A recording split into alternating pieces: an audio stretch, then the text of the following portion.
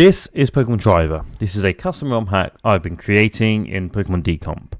You may recognise it if you've ever seen the Pokemon Map a Day series, because this is that. And I want to spend a bit more time and go through some of the earlier maps. And in this episode, we're just going to go from this opening area all the way up to the first gym and talk a bit more and discuss some decisions I've made and what we're looking to do.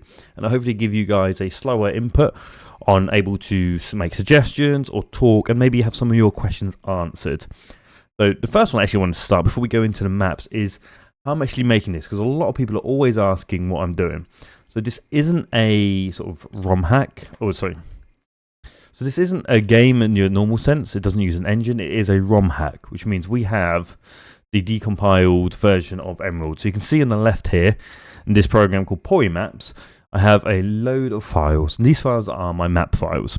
We have on screen, this is the one we were just looking at. This is the player's starting bedroom.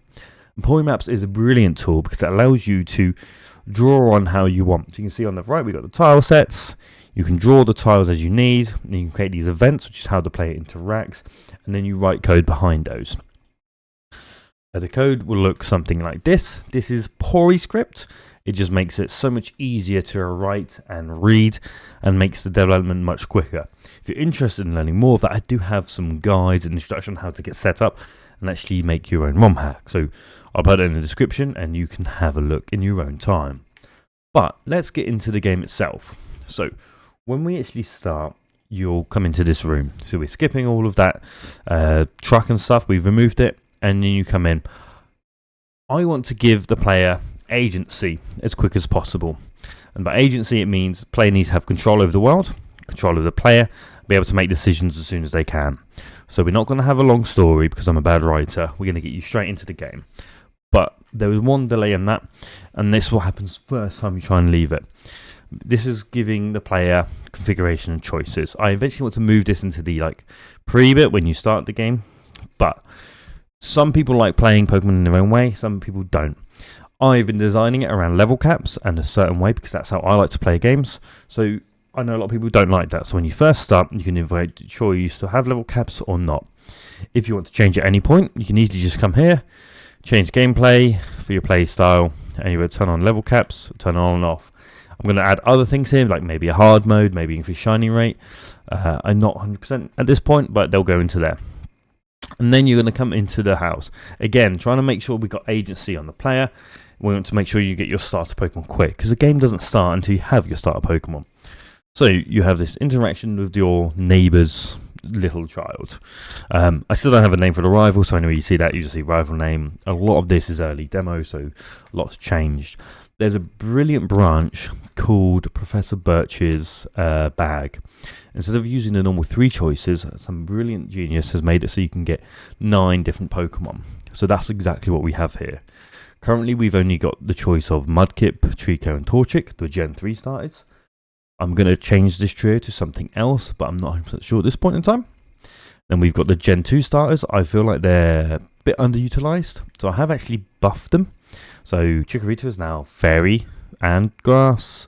Totodile is Water Dark. Cyndaquil is Fire Ground. If you play games like, I think, Radical Red or Unbound, not Unbound, but a lot of games do have this adaptation. It's quite commonly used, and I think it's a good way to lift them up. We also have Pikachu and Eevee. These are the partner ones from the Let's Go game, so they can't evolve, but they are very useful and have a great moveset. The Hidden Knight slot, I'm eventually going to code it to be randomized. Not fully random, but it's going to pick from a pool of maybe 30, 40 different Pokemon, like Shinx or Ralts, so that if you do want to do a random one and play it differently, you get that choice and it will pop in nice and quickly. So you pick your starter, your rival's child will run off because he's a bit of a prick, and it will give you the XP share. Again, trying to lean that way into playing how you want is giving you the choices to do it in one way or do it in another way.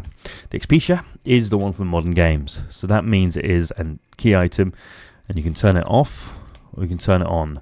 It will give XP to all Pokemon, and again, because the game is balanced around level caps, I suggest having it on, as you can't overlevel too much, and it will save you from grinding.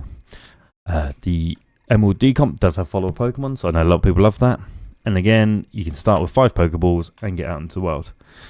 So I know it's taking me 5 minutes to talk about that, but realistically, if you're playing this on your own time, you can do all of that in 20-30 seconds, and you're straight out into the first town. You've got that agency. You're able to now make decisions. You can start catching Pokemon in this grass. You can start heading the correct way in the routes without much fight and long wait times. So this is the first town, Bedrock, and it's very small. It lives on the bottom of a lake, kind of where you get the bedrock. And I'm trying to get that idea of you rising out of the town and lifting up into the world. So you start on the bottom of the lake bed, and the Elite Four is on top of the mountain, and it's on the same island. So it really feels like you're rising up. Instantly, as you come out of the house, you're going to see quite a few things. You can see this place to the right. That's the professor's research. As you come over that, you're also then going to see this cave. That is a later game area. If you speak to him, he's going to say, yeah, no one's allowed in without permission. You need to have 4 gym badges. And again, if you go in, it's currently locked because it's coming soon, but once I've created the 4th gym badge, you're going to be able to explore and help Professor Holly with her research. She's investigating the 3 lakes of the island. So the game is built up of 3 major islands, and of course, the 3 lakes, we know it's going to be about the lake trio. The Pokemon has been abandoned here since this one has dried up, but there's this large cave underneath. You're going to be able to go with her, find some mysteries, and find some decent, powerful Pokemon. You've then got the rival's house. It's currently empty. Well, it's currently not accessible, but you're able to go in. We have got grass, so those people doing Nuzlocke can get a unique encounter here. And those who are doing Nuzlocke can also risk trying to go up there for the rappel. That rappel lets you go from the different areas of Route 1. The Route 1, again, it's your standard sort of early game route. There's quite a bit of grass with a lower encounter, so you can get some Pokemon. And it sort of winds up. But on the way down, you can access it without going through a single piece of grass. We have this bit of water. You can see this special tile here. This is, again, to make you think. You can talk to it, and it just says there's a giant Pokemon swimming under the surface. You can't interact with it at this point in time. I'll talk about this in a later video, probably episode 3. You'll start making your way up, and in just general fashion, you'll go through, maybe catch some Pokemon, maybe you'll get lucky like me and not get any encounters. Again, Route 1 isn't the most complex thing. It's simple, it guides you to player up, and you can get some early encounters. Route 1 is split into 2. The reason I've split it into 2 is to widen the encounters, and a lot of the areas, in fact, let's show you on the actual map how it looks. So the actual map itself is split into 2, and you'll find this in a lot of how I design a lot of my games and routes, is you get 2 choices of where to go. On this one, you can take the bottom, shorter route, but you'll have to take on 2 trainers. The trainers are going to be kind of tough, not super hard. The difficulty is around a 6 out of 10. If the base game's over 3, it's not a challenge hack, but it is going to make you think. So you can take that predominant route there. If you're ever in doubt on where to go, these white tiles are it. You can see they guide the player on the critical path, that main route to take. If you're ever in doubt, look at where you're going, follow the white path. So you can take on the trainers, or you can go on the top and deal with the encounters. The encounters, it's not a super high rate, but you can go that way. And we've also got the option of going right. The going right is that exploration style I want to bring. My favourite games are Emerald and the Generation 4 games where you have wide open maps you can really go into and explore in. Take, for example, Kanto. You have an entire 2 areas like Power Plant and those Whirlpool Islands, or whatever they're called, where there's no reason to go there, but they give you legendaries. You're not just thrown at the start and you're just almost forced that way. So if you want to go off the beaten track, you're going to meet your first sort of side quest. And there's this guy. His name is Saltz. He is the Gyarados guy. He loves Gyarados, and it's going to lead all the way up to Rayquaza. Don't ask me how. I've got a rough story driven up, but it will happen. And you can see this guy you'll battle him, and you'll be able to quickly go through and access deeper in. It's an easy fight. I'm going to speed it up because it's a good way to get a load of XP, but you'll see him as a recurring character throughout the game. He'll also give you access to the Old Rod. So you destroy his 6 Pokemon, and he will disappear, but you'll gain access to this house, and you'll get your Old Rod. I think getting the Old Rod at a later point in the game is stupid. I love the idea of getting it straight on because you can now get access to some decent water Pokemon, get that Magikarp, get that, I think there's some Goldings. Again, all comes down to giving player easy access. Berries are a very important thing in more difficult games, so you can get access to Orange Berry and I think it's a Cherry Berry. And if you do explore, you get rewarded with some items. You can get an antidote. These are going to be used in something I'll talk about in a bit, which is crafting. You can come here and get secret power and get your first hidden base. Hidden bases are the best lost mechanic in Pokemon. Generation 3, I adored them. You could do so much with them.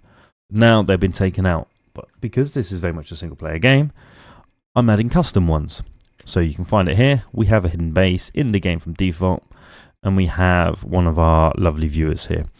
All of the hidden base you'll find are chosen by viewers, and they're designed by them, their teams are designed by them, and if you're interested, hang about and I'll slowly add you in. And there's a reason that you want to hunt them. One is to get your own dolls. So when you find a hidden base, they'll have a unique doll to them. When you click it, you'll unlock it. Instead of buying them, they're rewarded through exploration or through challenges. So if you want to decorate your base, you can show off what you've got. So Nathan's base, you can also battle him. And this is a good way to get some rare, unique Pokemon. So Nathan has a Dwebble. If you manage to beat him and his 2 Dwebbles, you're rewarded with one yourself. And this is a way for me to introduce some cooler Pokemon that you otherwise may not be able to access. And that's going to be very useful for the first gym. And that's pretty much Route 1. It's your standard quick route into the area, but you start to think and learn about the world. You can start to see this island over there, and very much the early game is drawing these questions and ideas to the player. So they might notice something and think, oh, I'd like to go there, but I haven't got the right TM or the right item or the right HM. So you have to come back later. That Metroidvania style of gameplay is something I really love. So this is Clayhaven, and it's got a couple of things going for it. If we go into the wider map, and you can quickly see you've got your Pokemon Center, you've got 4 towns, you've got this cave, you've got the main route, you can again tell by that white bar thing, and the Pokemon Center. When you first come in, you are sort of guided along by this sort of path, and it will take you straight away to the Pokemon Center and a couple of points of note. First, you've got the Crafting Master House. We'll look at that in a minute. And everyone is it takes you up. You get a introduction with the Pokemon, and her idea is just to help guide the player to the Pokemon because it's kind of out of the way, and someone getting lost and not knowing where to go is not great game design. So I've tried to alleviate that by having this player welcome you and give some information about what's going on. So talk about the cave called Plateful. This is basically where Arceus first landed when it came to the planet, and sort of spread out all the plates from there. So you've also got a great Pokemon where you can buy some useful items. So she's going to also tell you where the go for the main gym is, because unlike most games, the Pokemon gym isn't found in towns, they're found out in the wild. And this one is in Mahogany Hills. So she's telling you, go south and head into Mahogany Hills where Jaden built it. And then she gives you a nice little couple of berry juices because using those head items are going to help you, and a couple of potions, so that you don't feel like you're having to grind for money and all these items, and it's a long way to the gym, so it sort of helps you push that route. We're going to go to the Pokemon because I want to buy a potion for the Craft Master, and I want to show you that every Pokemon has a reason to go to. So instead of just going to the highest one or going to the Super Mole, you can actually see each Pokemon has its own special item. This one is netballs because you're right by a jungle. I think it's great to get water and bug Pokemon, so you can buy those specific balls tied to a specific town, meaning that you've kind of got to go to them at least until you get to endgame. I don't know why the Pokeball is sold out. That's a bug. I'm going to fix that before you guys can access this. We are going to buy a potion, and then we're going to continue. I probably will lower the price of netballs and special balls, although that's for you guys to decide. Should it be higher price? Should it be lower price? We've also then got Plateful Cave. Starts off a basic area, and again, this is somewhere that's going to grow and develop. I'm not going to interact too much with it because I don't want to ruin the surprise. But there are these dotted walls, and they're going to tie to the Arceus line. To catch Arceus, you need every single plate, and to have Dialga, Dialga, Giratina, and Palkia. Once you've done all of that, you'll be able to go deeper into the cave and actually access the Azure Flute, and then take it to the right location to take on Arceus. Arceus is this powerful, great Pokemon. It shouldn't just be sort of given away. You should really earn it and take it on. I'm going to talk more about Legendaries later, but just know, come here, interact with that wall, and a lot will kick off. It's also a good place to get some decent items Pokemon, because the first gym is flying type. We've also got the second quest, and this is one you can do quite easily. And this guy has lost his child. She's gone exploring Mahogany Hills, and now she doesn't know where she is, and he wants you to find her. If you do these requests that the NPCs ask for, you'll get a decent item.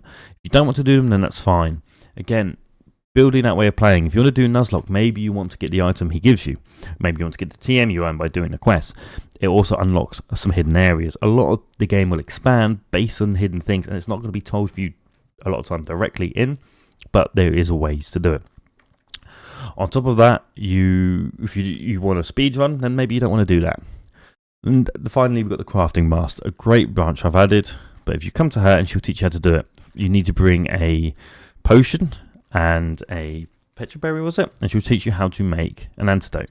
So you can see these crafting tables around. You can interact with them at any point, and it'll open up a menu. You pick the items you want. So we're going to pick the Petra Berry and one potion. And just like that, we can ready it. And this looks like it'll be good. Craft 3 antidotes, and just like that, it will assemble, take them out, and put them on. I haven't fully expanded the crafting menu yet, but I think it's a great way to take early game items and grow them up. So maybe you can farm some focus bands, and then you can turn them into focus sashes. You can take inert crystals, and then add maybe a magnet to it you farmed, and turn it into your electric gems. Things that are going to be useful, but things that are mid-game can be turned into later, higher game items. If you have any ideas on what we can add to the crafting menu, and also I'm going to look at custom items, then please put it in. Route 2, again, another simple town. You've got the two options of going south. Well, you can only go south. You can either go south on the west or south on the east. East has all those encounters. West has the trainers to take on. So it gives you that reason of, you can clear out the first time, or you can go a bit of grinding, but on a longer route, as you power up, it'll be quicker. There's also a optional route. So this is the first time you're going to see a call trainer. And let's cut to in front of the call trainer.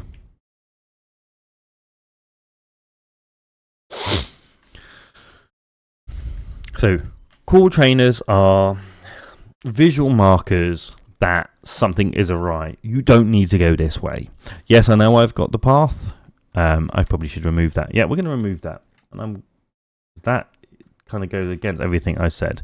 So we're going to remove the grass, because this isn't a needed to go direction. It's an optional path. We need to make it clear where the optional paths are and where the real paths are. Optional trainers are these 8 cool trainers or ace trainers. They are going to be slightly tougher. So you can see she's a level 8 and she's got quite a few Pokemon. If you manage to beat these cool trainers, they'll unlock areas where you're going to get some decent things for going there. So we're going to go to after beating this trainer, and I'll show you what I mean. So once you've beaten her, you can come through and access this little area. It's a little bit barren at the moment, but it does give you access to some new berries. And this lady who's going to give you some decent berries and the Whelmer Pail, so you can start growing them. Berries going to be important for the crafting menu, for certain quests, and because they're very good held items. So, maybe coming here early is worth it, or maybe you want to come here post-gym. You're also going to be able to see this area here. Once you get the axe, this is a hidden grotto. I'm going to show you it on the map, and this is the only one I'm going to show you.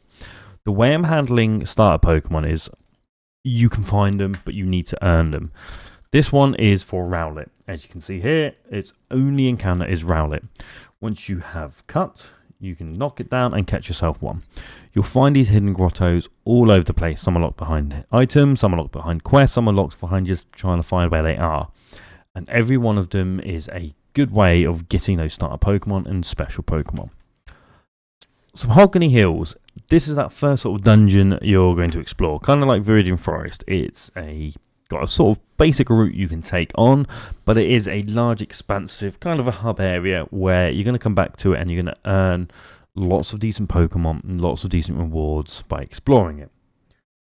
We go into it, we can see what this first map looks like, and you can see there's a lot going on.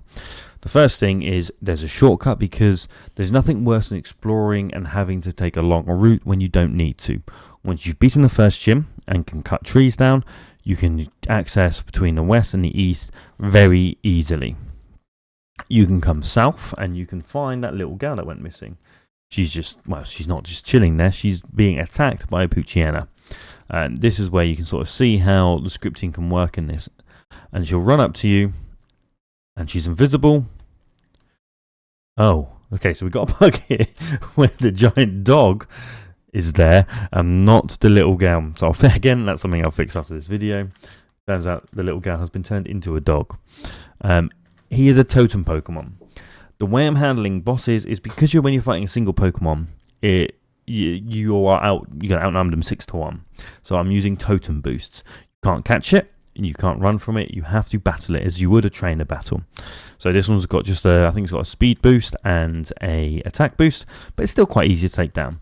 If you take it down, the dog, in fact, should be the girl, will run off and you'll be able to get the TM Thief. And then you'll be able to explore this town. Again, she shouldn't be there. I'll need to fix it. I've obviously made an error in my code. Again, this area will expand as you do certain things. A good place to get lots of bug Pokemon. And then you're also going to have in here your second Ace Trainer fight.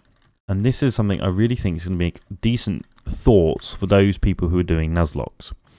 You can see the Ace Trainer there, and you can see that item. That item is Shockwave. TM Shockwave. TM Shockwave is incredible for the first gym being Flying Gym. But she is in the way. And she is not an easy feat. So those doing Nuzlocke may actually find her that you want to come back later or when you get cut. Because if you remember on the map, you can actually cut to get up here instead. You don't have to beat her. But those who do come and beat her earlier will find it's worthwhile. So if you do decide to take on the Ace Trainer, you're going to find she's a bit tougher than the other trainers. She's got level 12 with a level cap, I think is 15. She's got 4 Pokemon and it's a good spread. So she's got a Pichu, which can nuzzle you and paralyze you. Let's just upgrade my moves. She's got your Squirtle, some decent coverage for those rock Pokemon you're probably going to use for the gym. She's got a Dustox. If you don't know, Dustox is an incredible early game Pokemon. It's got decent defenses. It gets access to some decent tanky moves. It does quite well, but it does go down to some well-placed physical moves. And a Jigglypuff, another sort of bulky Pokemon with some decent coverage to just cause problems with its moveset. And it can heal itself up nicely. If you do beat it, you'll be able to get through and access yourself Shockwave. Then on to the second part of Mahogany Hills. You're going to come into here and you're going to again see those 2 choices. And you've got the Gauntlet of 4 trainers, which are getting slightly tougher. Kind of think of it Nugget Bridge, or you've got your shortcut way where you can walk through the grass. And at the end of it, you have the battle with the rival. So to save some time, I'm just going to cut to me at the end of the rival fight. Through the gauntlet, this is the first time you're going to meet your rival. Rival is not a nice guy. He's a bit of an asshole. He's going to wind you up and try and laugh at you, and he's going to beat you to every single stage. And unlike the later games, he is not going to heal you. He's going to come in, mock you, and hopefully cause you pain. So he has a team of 5, and he's not quite going to be at level cap, but he's got a decent range of Pokemon without being sort of too powerful. So you're going to have to sort of think about the moves you use. You can't just sort of mash your way through. So we're going to clear him out and see what happens afterwards. So when you beat him, he's sort of got that composition of 1 grass, 1 electric, 1 rock. He doesn't have a starter Pokemon the way you have. Again, a lot of the rival stuff is placeholders. Love to see what you guys feel about it, but I'm trying to give him enough coverage that he could realistically have a team that beat the gym. He's got Pokemon that you could have caught in the area as well, because he's been from the same place for you, but he will actually give you a decent reward, and that is the hand axe. I have removed HMs from this game in your standard way. Instead of having to sort of take up a slot, you will get a held item, not a held item, you'll get this key item, and that's going to replace HM. HMs, as in sort of the move, still exist, and they've just been converted to TMs. So you can remove them and you can use them in battle. The hand axe is the one you get, but you still need to have the gym to access it. And if you follow along this, you'll be able to get it. And you'll be able to get to the first gym. Whenever you reach a gym, you may get stopped on the entrance. Well, actually, every gym will stop you at the entrance to introduce sort of my character. Because as a dev, I need to be in the game, and I've decided to add myself in before every gym. If you have beaten enough of the trainers, I will battle you. If you haven't, I'll just sit there menacingly. So again, ignore the sprites. I need to work on some of the sprite work, but see, he's ignored me. If you've beaten enough trainers, you'll be able to take him on. He has what I have tried to put together as one of the best teams possible of the Pokemon that you could have caught from this point in time. He will have 6 Pokemon. He will be at level cap. And if you beat him, you'll get an ability patch, at least for the first one.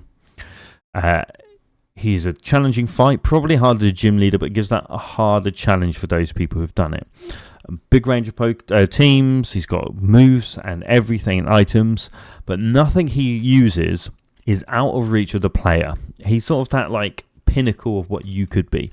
If he's using a move that you're like, oh, how's he done that? Well, actually, you could get it yourself. If he's using an item that you think is weird, well, you can get that item yourself. You just need to explore and find it. If you beat him, you get that cool reward. And then you've got the gym. The gym is a flying type gym. And there's a couple of things I do want to talk about here. So every odd gym is based around trainers, and every even gym has a bit more of a puzzle to it. So this being a sort of basic gym, you've got a few trainers to knock through and take on. The Garita has a brilliant use inside the game. If you are playing with level caps, you no longer have to grind.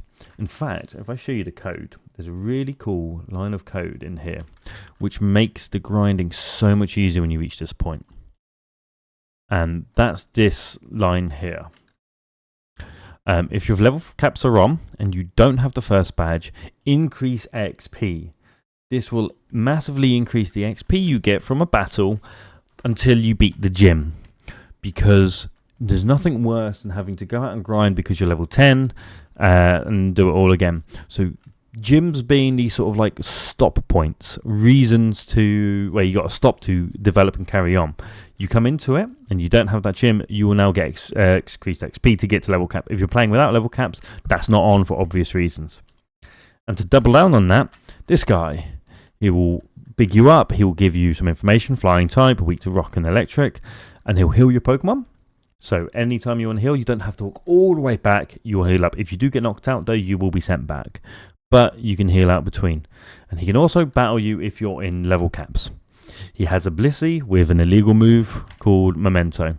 Yes, it's level 100, but doesn't matter because it's just going to Memento and give you a ton of XP, which is just going to push you to level cap and all your Pokemon to that cap.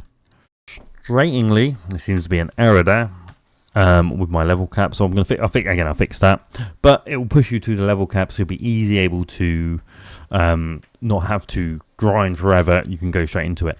Now we've got a bit of an overpowered Pokemon. It'll be easy to go through, but we'll fix that for you guys who are playing naturally. Again, remember this is a demo. There's lots of errors, and playing through it is the best way for me to find it. Again, before I close out, there's a couple of last minute things I do want to talk about briefly before I close up, because I just want to go up to the first gym. So that's your main journey to the first gym, some of the areas you can go to.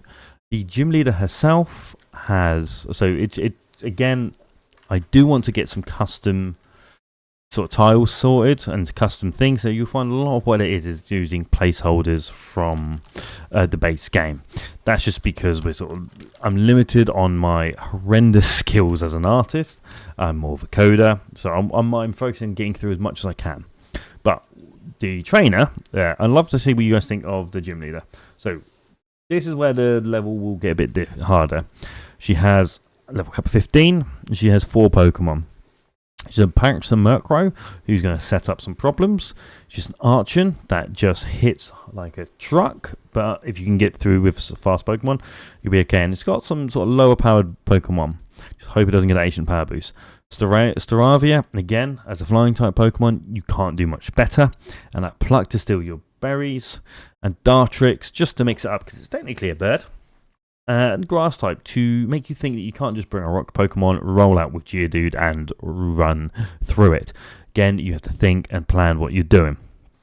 So give it a round. It should be a tough fight, but it shouldn't be so hard where you need to sort of reevaluate your life as you would in a Kaizo game. We've also, I want to quickly, without having to walk through them all, to show some of the extra side areas. So one area of exploration is up on the right here.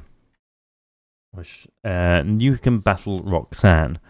This is that little fight, and she is exactly how she is in the base Emerald game, because I want to add all the Hoenn trainers around their equivalent area for the badges, and they're going to give you a decent reward for beating them. Actually, no, the tile's wrong. If you come here, you'll be able to get Smackdown, Rock Tomb, a brilliant move for the first gym because it will nullify that speed boost they've all got, and it's a rock type move. You'll also be able to gain access to your first fossil along here, and again some hidden items. But if you're wondering where you can get some decent items, there is this cave to the west. So you'll come along and round, instead of going to the right direction, you'll come off the beaten path, and you'll come into this cave. It's a good place to get a couple of decent Pokemon. And you'll do the second state with this spotted rocks. Again, I don't want to spoil too much for you guys, so I'm just giving you a quick highlight there. And that is pretty much the journey from starting the game to the first gym.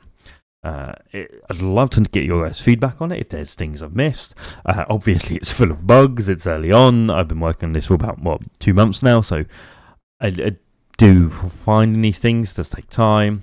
So if you want to try it, come to our Discord and you can give it a go. Give suggestions. If there's anything I think you think is underbalanced or is missing, then suggest it. We can start a dialogue, and this is the idea of these videos. I'm going to try and release them here and there to go into better details. And if you like this style, then I appreciate it. And if there's other styles or specific questions you've got, then I'll try and get round to answering them. And if you want more of this, then please, drop it a like and subscribe so that I know, and it will tell the algorithm that to get it to more people who are interested.